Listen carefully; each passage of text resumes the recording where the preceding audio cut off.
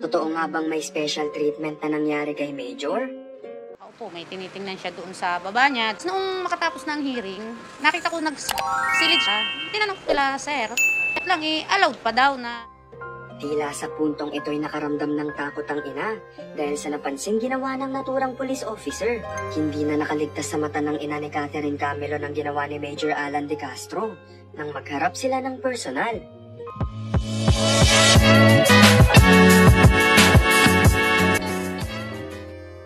Positibo na ang nakuhang mga buhok sa SUV ay tumugma sa DNA sample na kinuha sa pamilya ng biktima. Nangangahulugan itong si Catherine nga ang huling isinakay sa abandonadong sasakyan gaya ng sinabi ng dalawang saksi. Dumulog na nga sa tanggapan ng pamilya ng biktima matapos makausap ang kapatid ng hinihinalang sospek.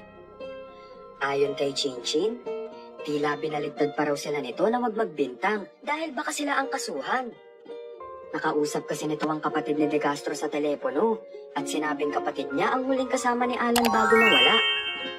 Ngunit laking gulat umano niya nang sabihan siya nito na wag magbintang dahil baka sila ang magsampa ng kaso. Sinabi ng pamilya ni Catherine na hindi sila nagkaroon ng pagkakataon para harapin si De Castro noon. Ngunit ngayon ay nagkaharap na ang pamilya ni Catherine at Police Major Alan De Castro sa isinagawang pre-hearing conference. Isa umano kasing kahina-hinalang bagay ang napansin ni Rose Camilo na nanay ni Catherine kay Alan De Castro.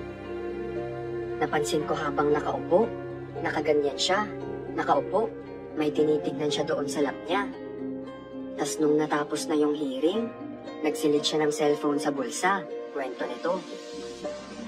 Labis daw ang pangamba nito gayong siya ang person of interest at baka may kinokontak umano ito. Kaya tinanong na raw ito sa isang pulis kung pwede raw ba talagang gumamit ng cellphone ang gaya ni De Castro. Ang sagot lang allowed pa raw na makagamit pa ng cellphone. Pag sinabing mag-cellphone ka, marami kang makukontak, may matatawagan siya, may pwede siyang kausapin.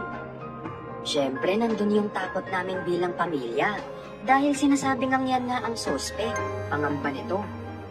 Para sa pamilya Camilon, hindi na raw dapat nakakagamit ng telepono o kahit ano pang komunikasyon si De Castro sa labas habang nasa restricted custody. Sobra umano tuloy ang pangamba nila ngayon para sa kanilang buhay dahil sa posibleng mangyari, epekto ng paggamit nito ng cellphone.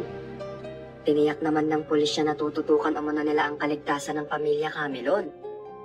At pag-uusapan umano kung bawal na ang paggamit ng cellphone ni Major Alan De Castro habang ito ay nasa restricted custody. Dapat bawalan na paggamit ng cellphone para sa kaligtasan din sa pamilya ni Ma'am Catherine. Hindi na dapat nakakagamit ng cellphone yan. Sabihin niyo po agad kay Senator Raffy Tulfo. Bawal po ang may cellphone lalong-lalo na sangkot siya sa krimen. Malay mo may contact siya sa labas. Sa kasalukuyan ay patuloy ang investigasyon sa paghahanap kay Catherine. Mahigit 1 buwan na mula nang hindi ito umuwi sa kanyang pamilya at walang may alam kung buhay pa nga ba ito o hindi na.